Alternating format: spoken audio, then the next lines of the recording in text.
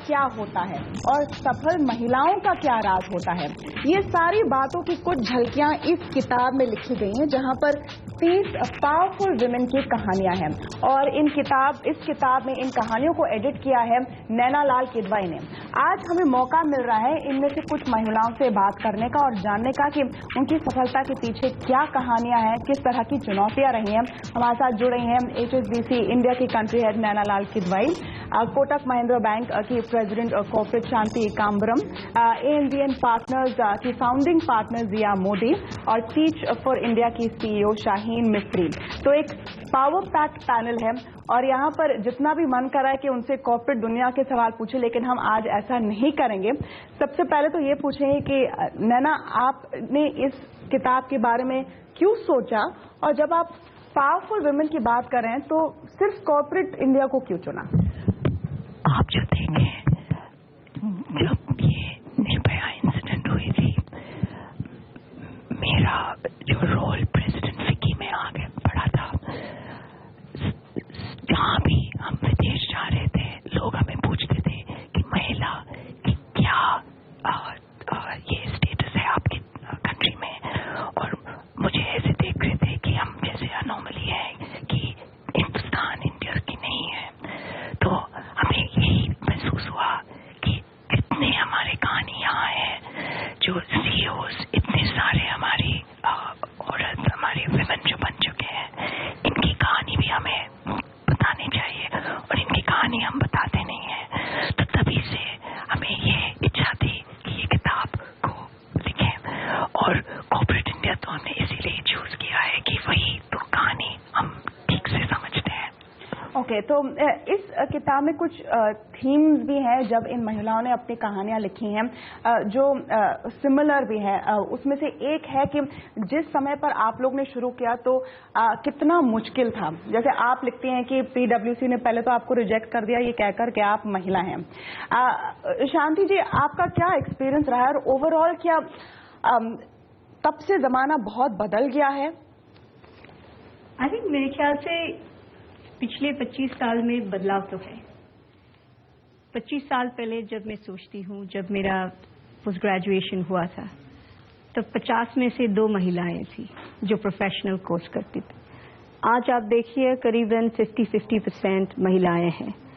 तो I think from an education perspective महिलाओं का रिप्रेजेंटेशन डेफिनेटली बढ़ गया है। सेकंड, 25 साल पहले ऑर्गेनाइजेशंस नहीं बोलते थे कि हमको इतना परसेंटेज महिला चाहिए। आजकल बहुत सारा ड्राइव हो रहा है कि जितना हम डाइवर्सिटी जो बोलते हैं उसको एनकरेज करें उतना अच्छा है। तो उतना तक बदलाव आया है कि companies and the environment at large are more open to women in the workforce, women taking on successful positions and growing within organization. तो women in the workforce तो एक हिस्सा है, फिर है जैसे आप लोगों की जो कहानियां हैं वो है women who get to the top, glass ceiling को ब्रेक करना छोड़िए, आप लोग ने चकनाचूर कर लिया, लेकिन वो किस तरह का एक जर्नी रहा है जिया जी? और क्या आपको लगता है कि उसमें जैसे आपने अपने एस्से में लिखा है 18 घंटे दिन के आप काम करो, आप हर तरह के चीज को अग्रेशन उसमें जो होता है या फिर एक सुपर वुमन की जिस तरह की कैपेबिलिटीज होती है, क्या उसकी किए बिना बात बन सकती है? वो भी बदल गया है। पहले आई थिंक कि women used to overcompensate simply because as शांति कह रही थी बहुत कम औरतें थे, so you were nervous. Women being women, we are more diffident, less open about our capabilities. तो कैसे बताएं कि हमको भी अक्ल थी? We overcompensate by working harder, getting it righter, being more perfect perhaps than we would have otherwise been. वो भी बदल गया है क्योंकि अभी तो इतना प्रूव करने की जरूरत नहीं है। समझो लीगल प्रोफेशन में जब भी हम रिक्रूट करते हैं, पहले साल में जो हमारे फ्रेश लॉयर्स हैं, हमारा रेशियो 50% विमेन से और है। तो I think the battle to get noticed has become better. वो लेकिन एक पहला स्टेप है बैटल टू गेट नोटिस, लेकिन फिर भी अगर आपको सबसे उच्चतम स्तर पर पहुंचना है, वहां पर क्या डायनामिक्स थोड़ी सी बदल जाती हैं? शाहीन, आपका क्या एक्सपीरियंस रहा है? The word getting to the top is difficult for me to understand. I think you said top और फिर भी आप process बोलते हैं.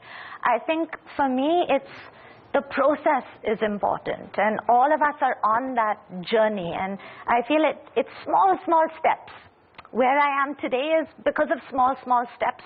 Ahead is such a long way. So I think if women think of that, what is my next small step, and my next small step, do it sincerely and you can move a little bit ahead. इसका ambition कितना बड़ा हिस्सा होता है? क्योंकि small step की बात ठीक है, लेकिन जैसे आपने भी मेंशन किया है इसमें कि जब आप वापस आए भारत तो आपको लगा कि आपको सिर्फ अपने आप को बेटर नहीं करना है, हर पुरुष से आपको बेहतर परफॉर्म करना है. क्या उस तरह का एम्बिशन और ड्राइव आज भी बहुत ही जरूरी है, और क्या आप एक मैसेज देना चाहते हैं उन सारी महिलाओं को जो देख रहे हैं, जो भी बड़े सपने देखते हैं? I think that, for most women who want to be proud of themselves, 3-4 quality का तो there's no compensating. एक है कि you have to know your subject.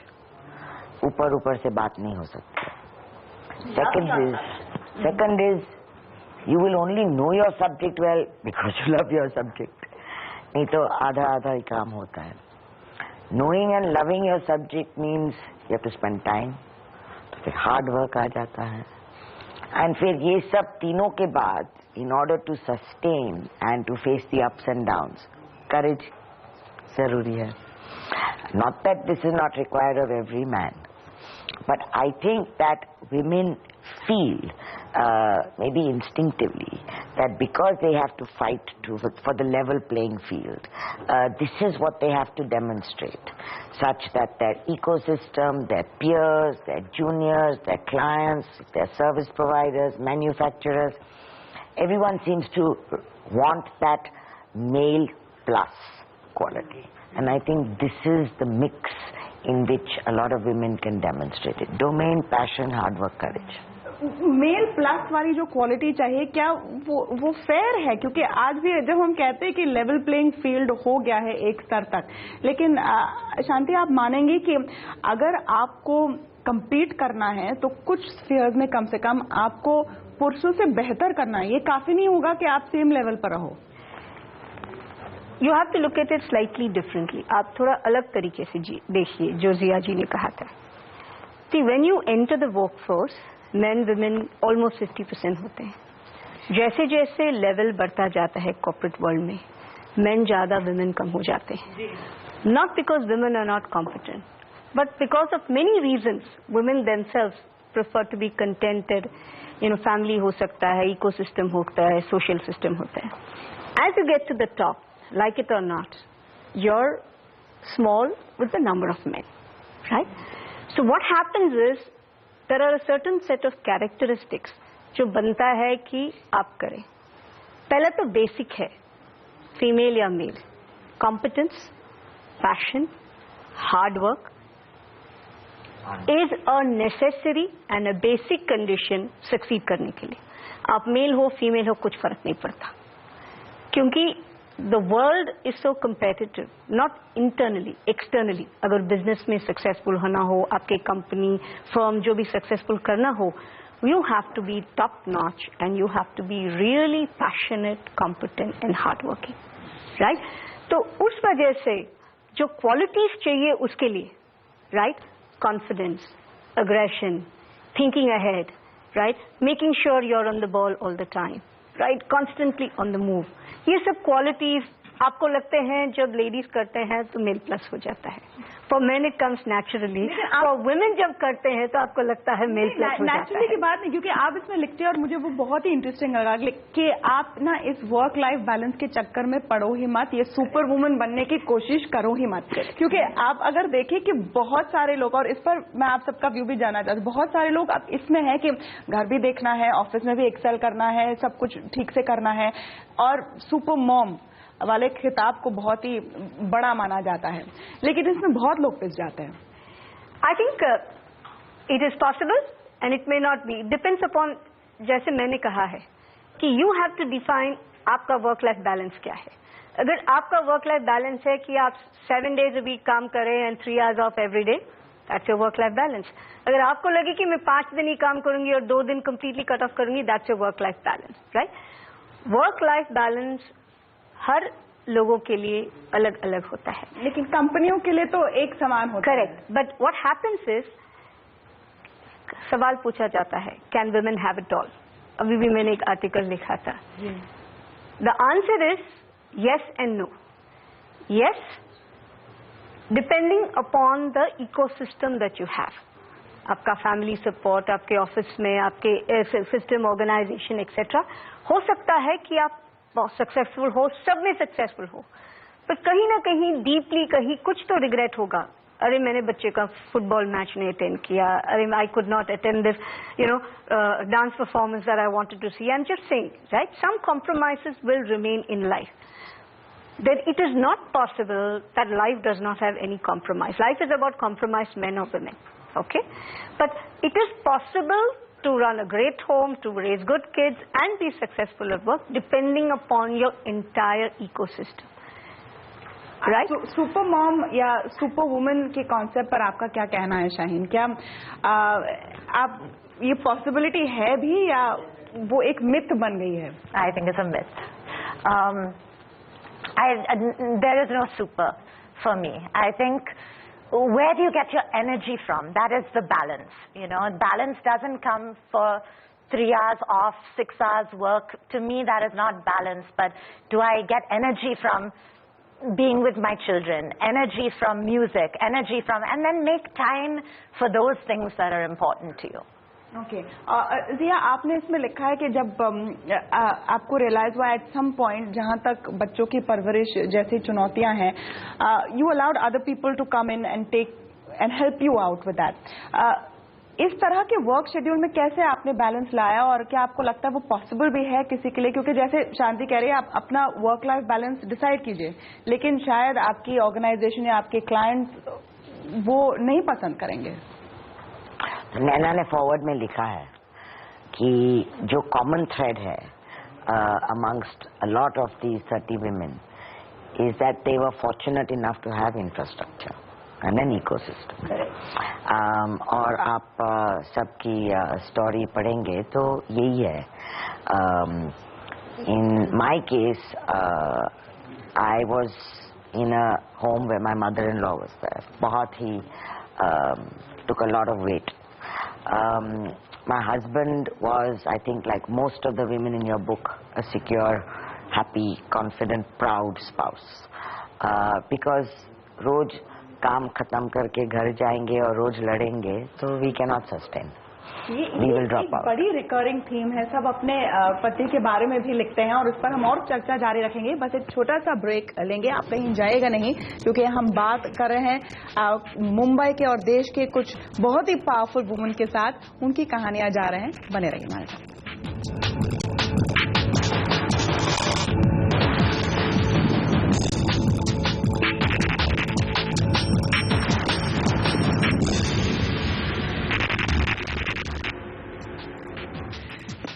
Powerful women की कहानियां हम यहाँ पर आज बता रहे हैं और नैना लाल किदवई ने इस किताब को एडिट किया है।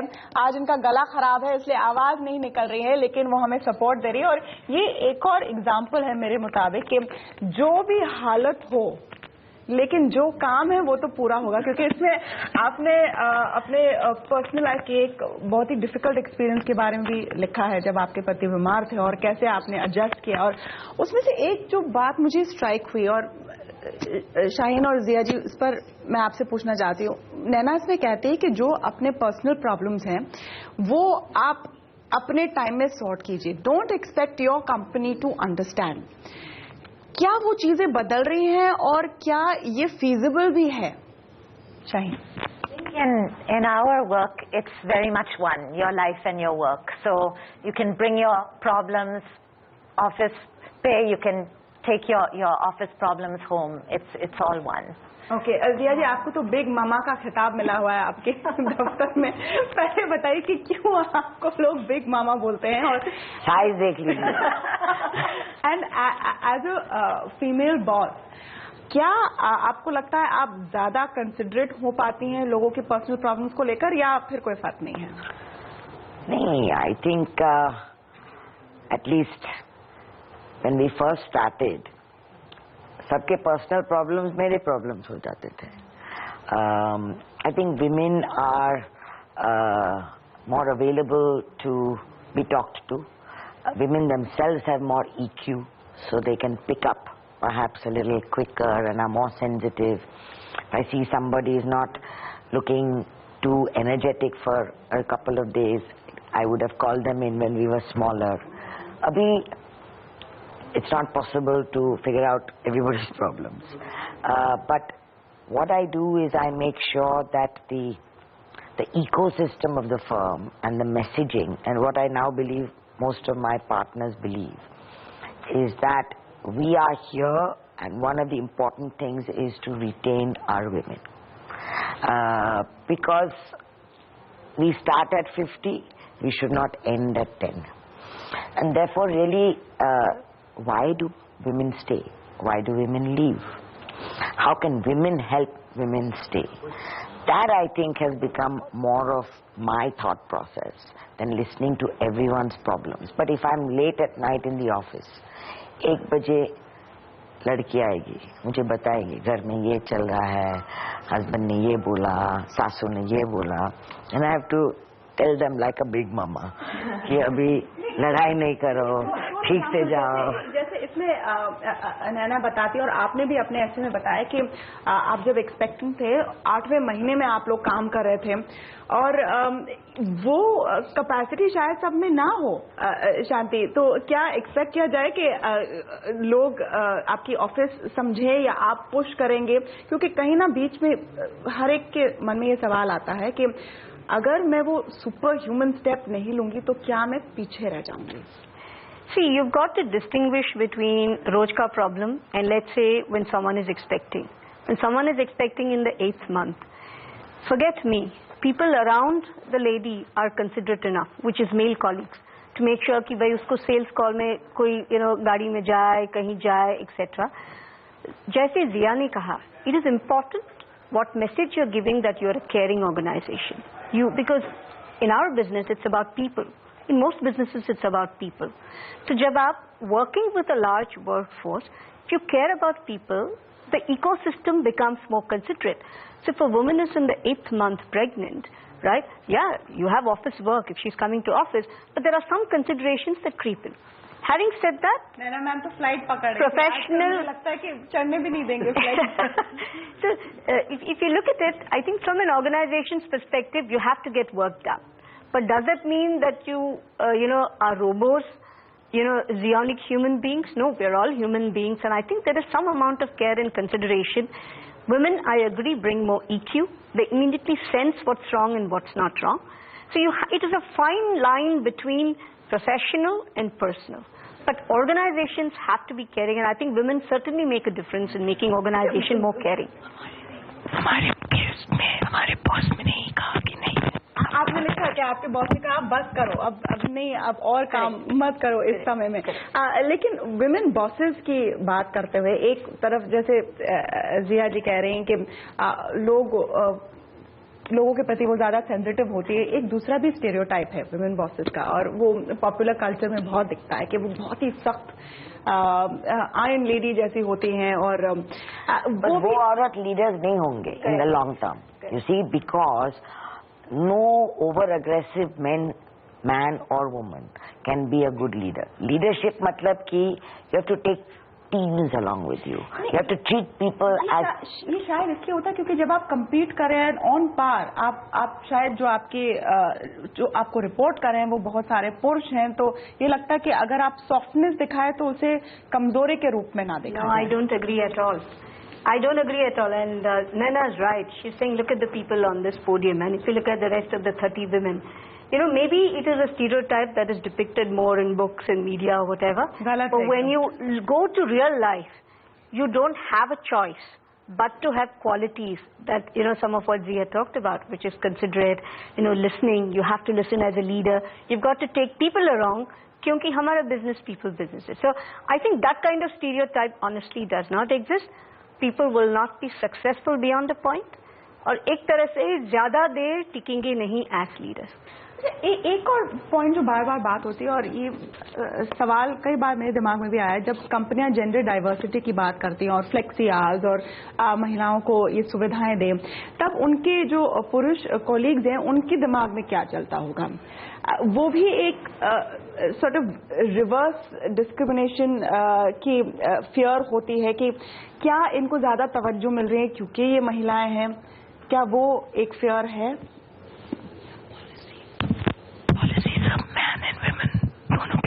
ओके, ये कह रहे हैं कि पॉलिसी दोनों मैन एंड वुमेन के लिए रहते हैं, लेकिन शाहीन, आप जितने लोगों के साथ काम करती है, आपका क्या एक्सपीरियंस रहा है उस जेंडर डाइवर्सिटी को मेंटेन करने में? I think it's difficult. It's difficult. I mean, we are trying. The messaging, the campaigns are all to bring in more. With teachers, it's the opposite. We need more men in the classrooms. But we're trying to make it equal.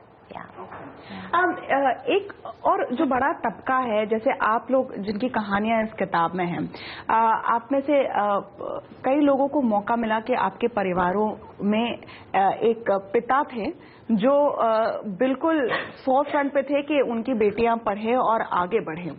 ऐसे कई महिलाएं आज भी है भारत में, शायद उनमें से कुछ ये कार्यक्रम देख रही हैं जिन्हें वो मौका घर से नहीं मिलता है, लेकिन फिर भी वो आगे बढ़ना चाहती है. उनके लिए क्या मैसेज है आप लोग का? शांति, पहले आप. आई थिंक जो आपने पॉइंट कहा बहुत सही है कि वेरी इंपॉर्टेंट इज एजुकेशन, और मैं ये मैसेज देना चाहूंगी सबके लिए कि parents must encourage their daughters to study. In my view, जो सबसे बड़ा गिफ्ट पेरेंट्स दे सकते हैं अपनी बेटियों को वो है एजुकेशन, क्योंकि उससे वो अपनी पैर पे खड़ी रह सकती है. और जितना हो सके उतना एजुकेट करना चाहिए. उसके बाद बेटी का विषय, काम करे नहीं करे, शादी करे, बच्चे करे, जो भी है, but education is very important. And I can tell you, in my case, मेरे पेरेंट्स ने कहा हम एक चीज आपको दे सकते हैं जो एजुकेशन है. And I think that is very important. And having family that support you and encourage education बहुत ही है. एजुकेशन के फील्ड में मेरे ख्याल से टीच फॉर इंडिया एक फोरफ्रंट रहा है. शाहीन, इन तरह की बच्चियों पर आप लोग फोकस करते हैं, लड़कियों पर? Yeah, lots of focus on girls, and we are seeing girls go more ahead than boys with the same opportunities. So I think I would agree. जिया, आज जैसे आपने कहा कि जो महिला लॉयर्स हैं उनके पास सेम अपॉर्चुनिटीज हैं, लेकिन उनके लिए आप का क्या एडवाइस है अगर उनको भी आप जैसे पोजीशन पर पहुंचने की एस्पिरेशन हो? थिंक मैं सलाह दे सकती हूँ, it is really to retain your passion. सबको जिंदगी में मोमेंट्स ऑफ डिस्पेयर हो जाते हैं. You want to give up, everything is all around you. Passion keeps you going. And therefore, you really need to love what part of law you're doing. If you don't like it, switch to another part. And if you don't like it, get out of the law. So you can find your passion elsewhere. And I think that, you know, the young girls also have to be compromising to some extent in their equation between their family home and their work. It is silly to think that you can give 24 hours night after night after night and expect to have a happy family. And the one thing that I think all of us women and the women in the book have somehow managed to live with is guilt. A lot of women get overwhelmed by guilt. So we've learned to deal with guilt Now all of us have it, but we've learned to live with it. महिलाओं का एक hallmark होता है कि guilt तो होता ही है, लेकिन उससे डील करना भी जरूरी है। तो ये थी भारत की कुछ सबसे पावरफुल महिलाएं बता रही हैं कि उनकी सफलता के पीछे क्या राज है।